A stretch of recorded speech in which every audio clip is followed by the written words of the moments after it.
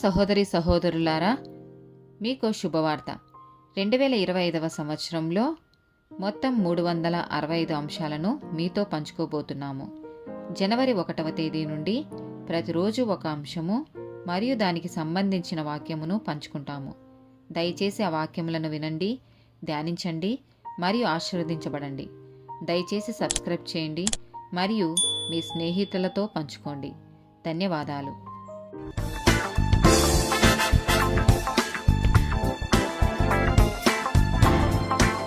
216th day topic వివాహం. ఆదికాండము 2వ అధ్యాయము 18వ వచనం. మరియు దేవుడైన యెహోవా నరుడు ఒంటరిగా నుండుట మంచిది కాదు, వానికి సాటి అయిన సహాయమును వాని కొరకు చేయుదుననుకొనెను. ఆదికాండము 2వ అధ్యాయము 23-24 వచనాలు.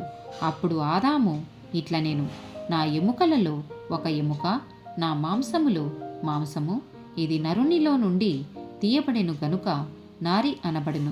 కాబట్టి పురుషుడు తన తండ్రిని తన తల్లిని విడిచి తన భార్యను హత్తుకొనును, వారు ఏక శరీరమై యుందురు.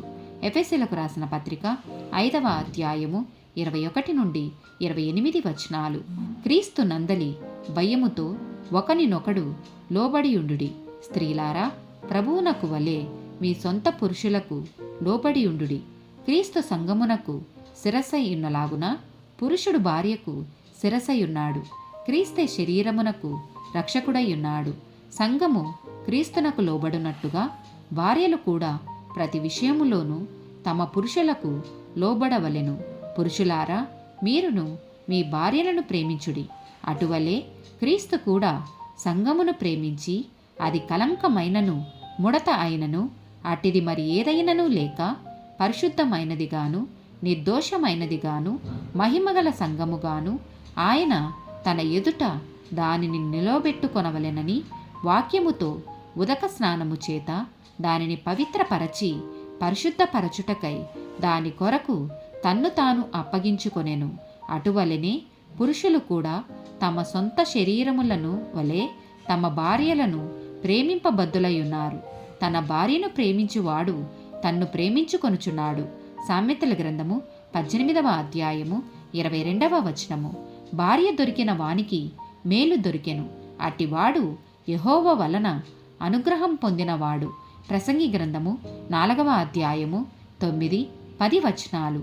ఇద్దరి కష్టము చేత ఉభయులకు మంచి ఫలము కలుగును గనుక ఒంటిగాడ యుండుట కంటే ఇద్దరు కూడి యుండుట మేలు.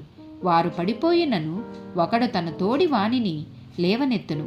అయితే ఒంటరిగాడు పడిపోయిన ఎడల వానికి శ్రమయే కలుగును, వాని లేవనెత్తువాడు లేకపోవును.